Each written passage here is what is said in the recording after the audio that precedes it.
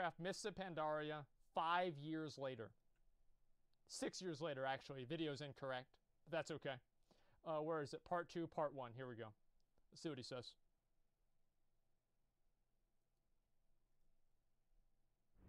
I should turn this up a tiny bit. Okay, we should be good.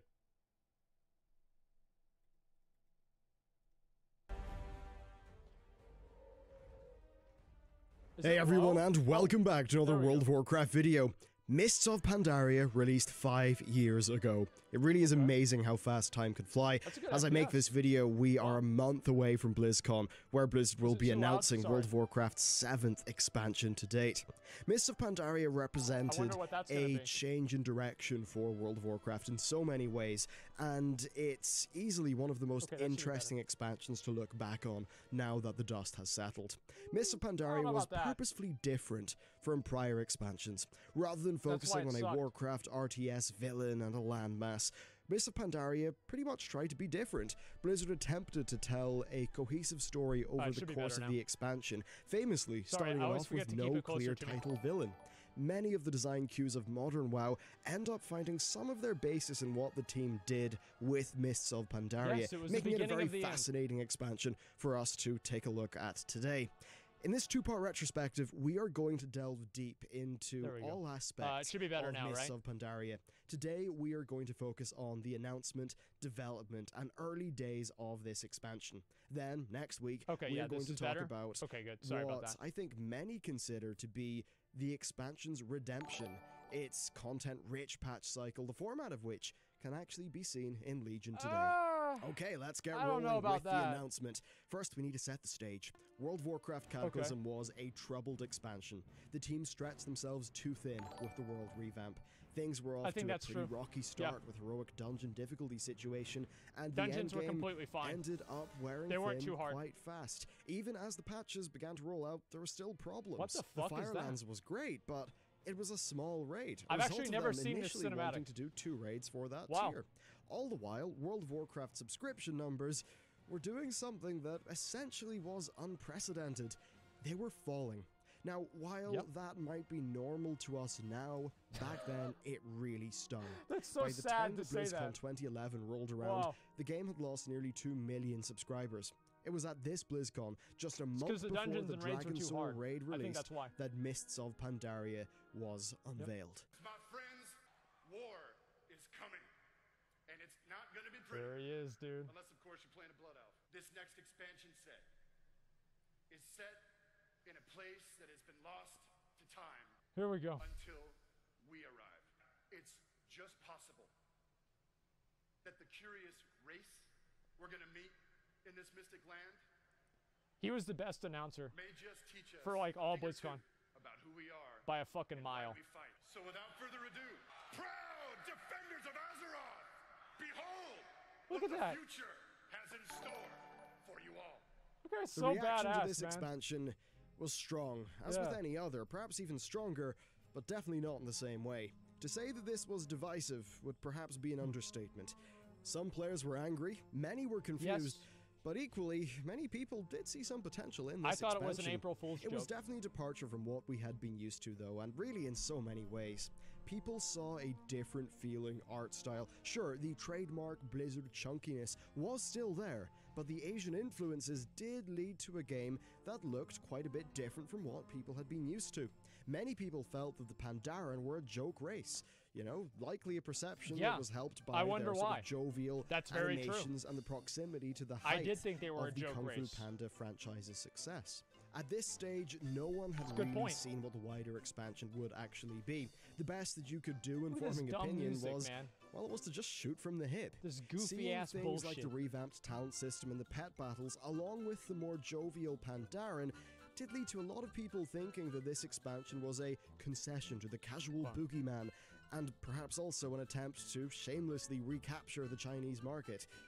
I was somewhat in the middle. I wasn't thrilled, but I was willing to give it a chance. That's the way that I felt too. Looking back through the announcement trailers and videos and just content I even have like in general, videos of myself talking on Mist of Pandaria this back then. Bizarre reaction reflected in that dislike bar. It's not a perfect metric, but it's rare that anything other than a store mount trailer would get such a response. Still. Oh, Oh, the things to come. There was a degree of hype coming out of the con. The Dragon Soul was just about to open, where we would finally get to face Deathwing. Finally get to do the however, same old zone that we had since the Wrath. World of Warcraft annual pass. Subscribing for a year would get you an in-game mount, a copy of Diablo 3, and access to the Mists of Pandaria beta test. So then Dragon Soul came out. That's why I signed my dad up for it. Yeah, it was a bit of a dud in comparison to Blizzard's past work, and really it then led into one of the game's more famous content droughts. I love Something that. That's a great word, worse a for dud. PR happened, though. I should use that more The often. subscribers took a nosedive. Even with the annual pass, which reportedly 10% of players purchased, you know, they did manage to keep subscribers around 10 million for a few months, but then Q2 2012 saw that plummet down to 9.1 million, which was shocking at the time. Around this time as well, the beta for Mists of Pandaria launched. A beta test that all annual pass holders would eventually get access to. This caused large problems for the development team. Simply put, there were too many people involved to run a good beta. Many didn't treat it as a beta as well. After all, they technically paid for access. Feedback ended up being of a lower quality than normal, and this overall resulted in a beta that didn't do a great job of, well, being a beta. Letting in so many people, like what at happens least now. a million, perhaps more it would seem, Holy shit. letting them see low-quality, buggy content that would not have had much polish, seemed to have damaged the public perception of the game. In short, it was quite a disaster. Blizzard also had another disaster at the time, Diablo 3. While it sold tremendously well, the famous Error 37, I keep trying to log in and I get error 37! disrupted the early days, and soon people realized that it had glaring game design issues. Plus, there was the whole real money auction house. While this was not World of Warcraft specific, it did contribute to a public fall from grace for Blizzard. They just weren't having a good time of it, and it seemed like this might have been hurting their bottom line. While we can't say how much this impacted Mists, we do know that the million or so annual pass holders definitely would have felt that pretty directly. But still, Blizzard weathered the storm, and September 2013 eventually rolled along. It was time for Mists of Pandaria to release to the public. While it was not perfect, the launch was definitely not a Warlords tier disaster. Some quests were heavily bottlenecked, but players were... I just want to tell a quick story. What are you opening the door for? A package came? For me? Okay. So anyway, Mist of Pandaria, the first day, the night before it came out, like the day right before Mist of Pandaria came out, I had a job interview. And I went to this job interview. It was for like a website hosting company. And they asked me a bunch of questions. I didn't know the answer to any of them. And I actually couldn't open the door to leave the interview room because I didn't see how it was open. It was like a sliding door, and I kept sliding it from different directions and trying to pull it. And the guy had to get up and open the door for me so I could leave. And this is right after I told him that I didn't know anything about the entire... No, this is serious. And I remember thinking to myself, wow, there is no way that I am ever going to get called back from this job. And then I thought to myself, thank fucking God, because Mist of Pandaria is coming out tonight. And that's basically what it was, man. I remember that so fucking clearly. Were able to push through and get into the content. Something else happened as well. Subscriber numbers leapt up to 10 million. The road to the launch was not perfect for the team, but they had got there. Mist of Pandaria was available, and around 10 million players took them up on that offer. The world the players entered was visually stunning, especially with the Jade Forest, and while that Asian art style was quite the departure and certainly not to everyone's tastes, the quality of the art had leapt forward massively, with higher resolution textures and a minimum spec bump, allowing Blizzard to make massive headway with the crispness of the assets. I think Mist of Pandaria it did look a lot better.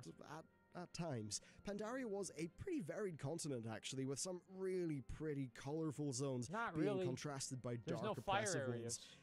Some of those were far more divisive, though, leading to the continent itself perhaps being a mixed bag. I cannot really imagine many people missing Tulong Steppes or Krasarang Wilds. Still, some of the zones also, they didn't have great layouts. I'm especially thinking of the pretty much legendary mob densities of the Dread Wastes. That was actually really fun. One problem that it did face, though, is that while the art was often fantastic, being so heavily rooted in a already existing real-world style did sometimes mean that it didn't feel that unique. Why have to show the storm? Okay, let's talk about leveling. Our initial journey through the world was an uneven one. Sorry, I hate pausing the videos, but I'm gonna do it. I judge each expansion. judge each expansion based off of how long it takes me to masturbate after the expansion comes out, right? So Vanilla WoW, it was like a couple of weeks. Burning Crusade, at least a week. Wrath of the Lich King, a few days. Cataclysm, I did it after I hit 85. And then Mist of Pandaria, we got to Mist of Pandaria. And you know the boat ride that you take from Valley of the Four Winds over to Kunlai Summit? Well, underneath that boat ride, I told Trictagon and Sheep, right, the two guys I was leveling with at the time, that I had to be right back to go get a sandwich and use the bathroom. Well, there was no sandwich, and I didn't need to use the bathroom. And so I got to level 87 in Mist of Pandaria leveling. That's how fucking bad that it was. And in WoD leveling, I actually did it before I even started because I couldn't log on. So, yeah. The Jade Forest had really a strongly directed storyline that was heavily based off the faction conflict, and it was brilliant. It really got you hyped for cutting down the enemy, which really played into the story quite well too. And this fast pace unfortunately dissipated rather quickly, and it soon became apparent, yeah, there really was no main title villain to this expansion. There was a slight lack of narrative focus, and while the Shah was thematically strong, I think it could be argued that it was lacking a strong sort of villain character. This is to World really of Warcraft, not therapy. Scale. I don't want to beat my emotions. It was crammed with lots of very well told, smaller stories. And at times that pace really did pick up, especially when you were questing and you found yourself alongside the Shadowpan later on. Wow. The production values had also, of course, continued to increase, and sure, they were not Warlords of Draenor tier, but it was absolutely a welcome step up. The new cinematics were better. And then, a departure from the Cataclysm model, we saw a slight step towards the less linear, more varied questing. Now, sure, the linear sections were employed from time to time where they were needed for the story, but broadly, things did actually feel kind of open and expansive for many of the zones. For me, though, I struggled to find a compelling hook with this questing. I really enjoyed the Jade Forest and that story, but I felt that it really tapered off. And sure, you know, there was the odd bright spark past that, but it didn't hold me. At the time, I was starting university, and combined with not really being hooked, I took a break. Narratively, though, it was a strange expansion. Oh, wow. On the one hand, you had dark, serious themes, but then on the other, you have the jovial, beer-chugging pandas. Now, I'm all for a bit of levity, but I think they misjudged the Pandaren greatly, and this is something which sadly persists to this day, with the Legion Order Hall campaign for the monks basically being a quest for beer. I think this is one of the core problems with the expansion. They played into people's expectations of the Pandaren being a Kung Fu Panda joke race, and they didn't stick to the rich lore that they had developed for them. On paper, there was a lot to love about the Pandaren and their narrative and their story, but I think Blizzard sort of failed to sell players on it. Really, when I look at the world... I just want to go ahead and pause again to mention the fact that Bellular talked about there's a lot to love, and then he cut to this scene right here.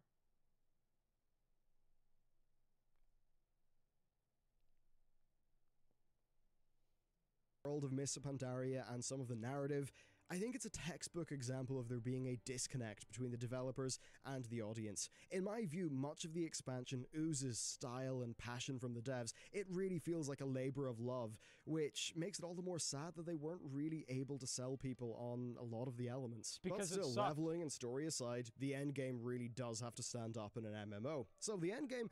It followed a familiar enough formula, but with some key differences. First, the raids opened up over time, which of course is something that Blizzard would continue to employ with future expansion packs. I thought that was good. This was was the first expansion that launched with Looking for Raid from the get-go, which itself had seen some major tweaks since the introduction of the Dragon Soul raid. As you can imagine, though, LFR was still a very contentious design decision at the time. While the raids themselves ranged in quality, Heart of Fear seemed to be a bit of a dud aesthetically for many, and some of its bosses, I'm looking at you, Amber Shaper, were absolutely infuriating. But Mogushan Vaults to me felt like quite a nice introductory raid, and Terrace of the Eternal Springs was quite good. I hated Terrace. Although I definitely feel bad for the progression raiders who had to deal with that, you know, crazy heroic difficulty and boss that... So, Shah of Fear had an end boss. The way that you would deal with Shah of Fear in order to avoid getting sent over to a platform is you would have the first group of Shah of Fear just go sent over to a platform and go literally AFK until the last phase begins. So, I volunteered to be the person to go AFK, and there were a couple of times that I actually went AFK, and I never came back for phase 3. And it was actually my favorite boss to progress on, because I didn't have to progress on it. took like a really boring 20 minutes, but we can let that one slide.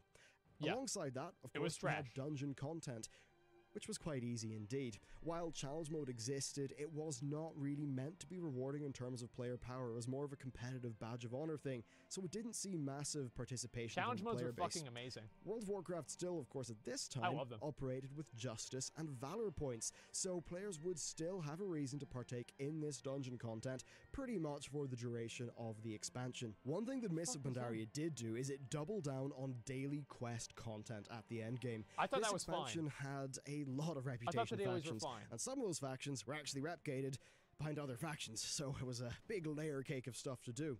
There was also the fact that you couldn't really farm rep with dungeons and tabards as you could in Cataclysm, Which was that fine. wasn't carried forward into Mists. That and then was at the fine. same time, Blizzard removed the daily quest limit of 25.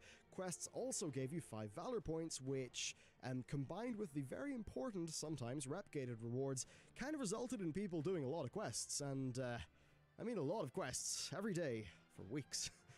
I remember I would go and do Calaxy quests with my mom. Okay, and that was like the thing. It was like a mother and a son experience. As we'd go, hey, do you want to go kill some fucking bugs? And it's like, yeah, let's go. And we would go do the Calaxy quest together. The reason why the daily quests were so badly received, Bellular might not remember this, but I absolutely do. The reason that they were so badly received is the fact that whenever you got to Exalted, the rewards for getting Exalted were just the ability to purchase an item and not necessarily the item itself. So if the rewards that you got from being Exalted with the Calaxy or whatever didn't have the Valor Point component requirement for purchasing them, everybody would have been completely okay with the daily quests. It was the fact that you had to spend all of this time just to unlock basically a vendor of something that you needed to do anyway. If you just got the items yourself, everybody would have been happy. Scenarios were really trite at the start, but there'll be more about that in part 2. As for the pet battles, Yeah, just like vanilla and they were Burning surprisingly Crusade good quality, Yeah. still limited appeal, Exactly. but I was actually quite surprised at the time at how they really made them be a fun little side system. So, how did all this stuff go down? Well, in short, it was quite mixed. that face, the dude. perceived requirement to do daily quests was a very major topic at the time. While People I fucking did not hated it. mind it too much myself, I wasn't going completely mad with it. But the system really did result in a lot of players burning themselves out, and really burning themselves out hard. As I mentioned, the general style of the expansion was like Marmite. Some people loved it, some people hated it. As much as I did fuck like is quite Marmite? a bit of it, I can't deny that I found it immediately, overall, a bit less engaging than, say, going off to space, dealing with a world-ending dragon, or, killing the king of the dead. There was also some other controversies. The new talent system and the various class changes, Oh, some yeah. of those didn't really That's go whenever down, they did the new especially the new talents. talent system. That was a very That controversial one. sucked dick. So there were really a few reasons the player base was kind of upset with Blizzard. Now, I do still think that for a casual player, it was probably pretty great, especially if you like the theme. But what really matters, though, is the numbers. Mist of Pandaria bled subscribers so hard that it was still shocking, even after Cataclysm got people used to the idea. While it only lost a few 100,000 in the first quarter, second quarter of this expansion, really it led to a fall of 1.3 million subscribers, the game's What, largest really? yet. No Holy doubt shit. partially because of annual passes ending. Wow. Suffice to say, things were not That's looking good ridiculous. in the early weeks and months Oh my of God. Mists of Pandaria. It was Blizzard's probably their most troubled overall period with the game, even though Cataclysm did have some issues. But in the final part of this short series, we are going to be covering the redemption of Mists of Pandaria. Even with all the problems that it faced, Ooh. Blizzard would manage to fight their way through, release 2 of the game's best ever patches, and do what many in the early days thought was unthinkable. Stop, and then even reverse, the loss of subscribers and really reinvigorate the hell out of the game. And then the 14-month drought happened. But hey, you can't win them all. That That's is it for right. this video. I cannot wait to catch up Sometimes with you you get next it, week for sometimes part you 2 get once God. that's edited. If you want to support more of True. sort of the big content like this, you can check out the Patreon. It really helps out a lot. And a massive thank you to everyone who helps us out over there. That's it for this video. Thank you very much for watching, and I'll see you next time. Did WoW actually ever go up subscribers in Mist of Pandaria until after they announced WoD? Because if I remember right, I thought whenever they announced WoD, people were like, oh my God, WoW is back. This is it, right? It did. Okay, well, you know what? I can look this up right now. I don't even need to ask you guys. WoW sub numbers chart. Let me try that. Okay, here we go. Let me just take a look right now. Images. Mist of Pandaria.